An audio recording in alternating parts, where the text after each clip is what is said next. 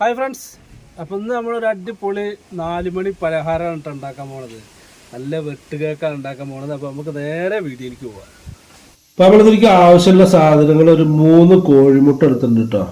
പിന്നെ 1 കപ്പ് പഞ്ചസാരയാണ്, ഒരു 1/4 കിലോ പഞ്ചസാര ഉണ്ടാവും. പിന്നെ നമ്മൾ എടുത്തിറക്കുന്നത് ബേക്കിംഗ് സോഡയാണ്.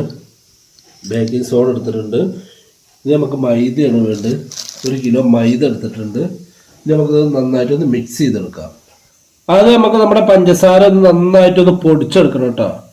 നമ്മുടെ പഞ്ചസാര നമ്മൾ നന്നായിട്ട് പൊടിച്ചെടുത്തിട്ടുണ്ട്, നന്നായി പൊടിയാക്കി എടുത്തിട്ടുണ്ട്. അപ്പൊ നമുക്ക് ആദ്യം നമുക്ക് മൈദ ഇട്ട് കൊടുക്കുന്നത്. നമ്മൾ മൈദ ഇട്ട് കൊടുക്കുക. ഒരു ശകലം ബാക്കി വെക്കണം. കോഴിമുട്ട ഇതിലേക്ക് പൊട്ടിച്ചിടാം കേട്ടോ. മൈദയിലേക്ക് കോഴിമുട്ട ഒന്ന് പൊട്ടിച്ചിടാം.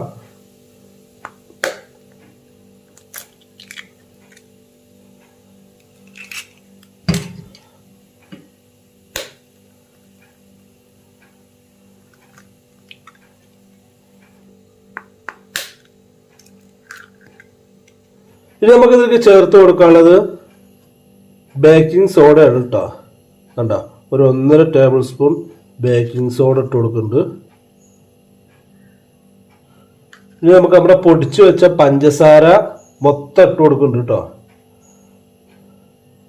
പഞ്ചസാര മൊത്തം ഇട്ട് കൊടുക്കുന്നുണ്ട്. നമുക്ക് നന്നായിട്ടൊന്ന് മിക്സ് ചെയ്ത് കൊടുക്കട്ടെ. അതിൻ്റെ പഞ്ചസാരയും കോഴിമുട്ടൊക്കെ എല്ലാ ഭാഗത്തേക്കും ഒന്ന് പിടിക്കാൻ വേണ്ടിയിട്ടാണ്.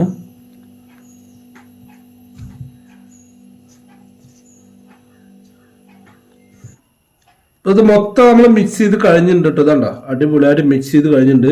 നമുക്ക് ഇതിലേക്ക് ആവശ്യത്തിന് വെള്ളം ചേർത്തിട്ട് നന്നായിട്ടൊന്ന് കുഴച്ചെടുക്കണം.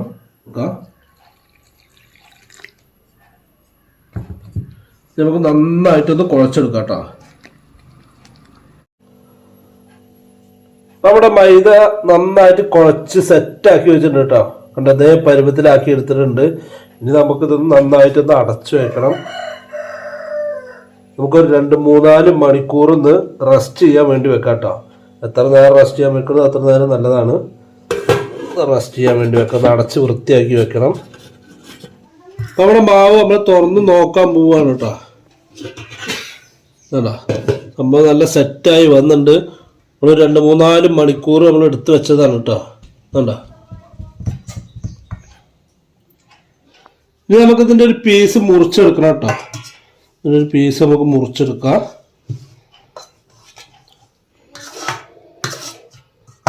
ഇതിനൊരു പീസ് മുറിച്ചെടുത്തിട്ടുണ്ട്.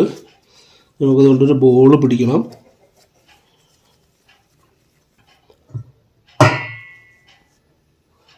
നമുക്ക് കുറച്ച് മൈദപ്പൊടി എടുത്തിട്ടുണ്ട് കേട്ടോ. അതിന് നമുക്കൊരു പലകയിലേക്ക് ഇടാം. ഇനി നമുക്കിതൊന്ന് ഇതിൻ്റെ മുകളിൽ വെച്ച് കൊടുക്കാം കേട്ടോ. എന്നിട്ടത് കൈയായിട്ട് തന്നെ ഒന്ന് പരത്തി കൊടുക്കുക. 2 ഭാഗം ഒന്ന് പരത്തി കൊടുക്കുക. നമുക്കൊരു കുഴലെടുത്തിട്ട് ഒന്ന് പരത്തി കൊടുക്കാം കേട്ടോ.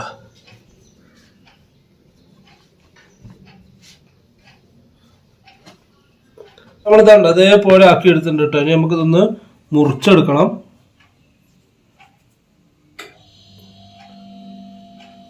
ആദ്യം മുറിച്ചെടുക്കാം. ചെറുതാക്കിയിട്ട് ഒന്ന് മുറിച്ചെടുക്കാം.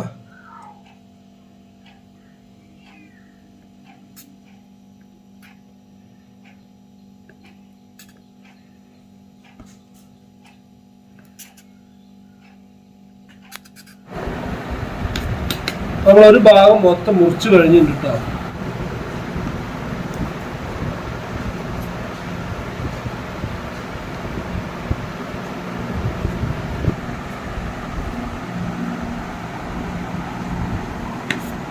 നമ്മൾ മൊത്തം മുറിച്ച് കഴിഞ്ഞിട്ടുണ്ട്. അതുകൊണ്ട് അടിപൊളിയായിട്ട് മുറിച്ചെടുത്തിട്ടുണ്ട്. ഇനി നമുക്കിത് വേറൊരു പാത്രത്തിലേക്ക് ഒന്ന് മാറ്റിയിടാം.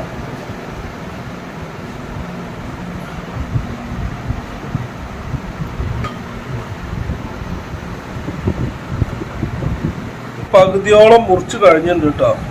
കണ്ടോ, ചെറിയ പീസാക്കി മുറിച്ചെടുത്തിട്ടുണ്ട്. നമ്മൾ ചട്ടി അടുപ്പത്ത് വെച്ചിട്ടുണ്ട് കേട്ടോ. നമുക്കിതൊന്ന് പൊരിച്ചെടുക്കാൻ വേണ്ടിയിട്ടാണ് ചട്ടി അടുപ്പത്ത് വെച്ചേക്കുന്നത്. നമുക്കിതിലേക്ക് വെളിച്ചെണ്ണയാണ് ഒഴിച്ചു കൊടുക്കുന്നത്. ചട്ടിയൊക്കെ നന്നായി ചൂടായി വന്നിട്ടുണ്ട്.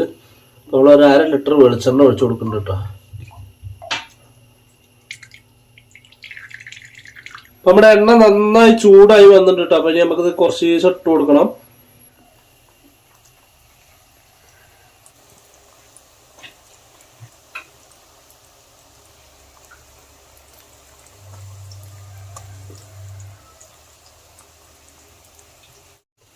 നമ്മുടെ കേക്ക് ഒരു സൈഡൊക്കെ ഇങ്ങനെ വെന്ത് വന്നിട്ടുണ്ട് കേട്ടോ. നമുക്ക് എല്ലാ ഭാഗത്തും മറിച്ചിട്ട് കൊടുക്കാം. കണ്ടാ, എല്ലാ ഭാഗത്തും മറിച്ച് ഇട്ട് കൊടുക്കണം.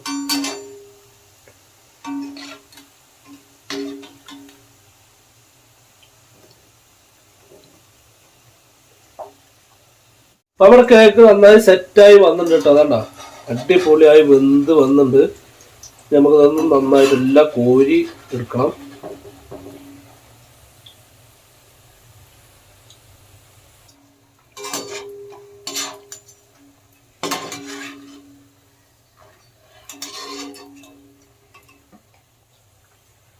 മൊത്തം കോരി എടുത്തിട്ടുണ്ട് കേട്ടോ.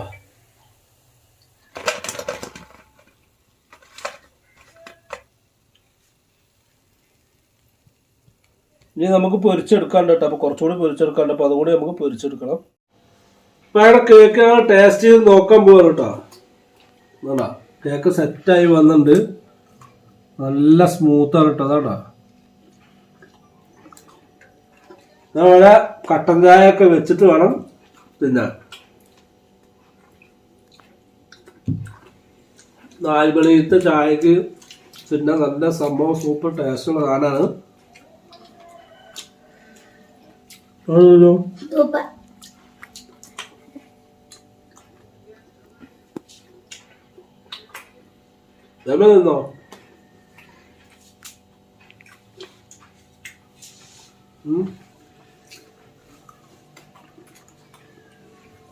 നല്ല സ്മൂത്താ.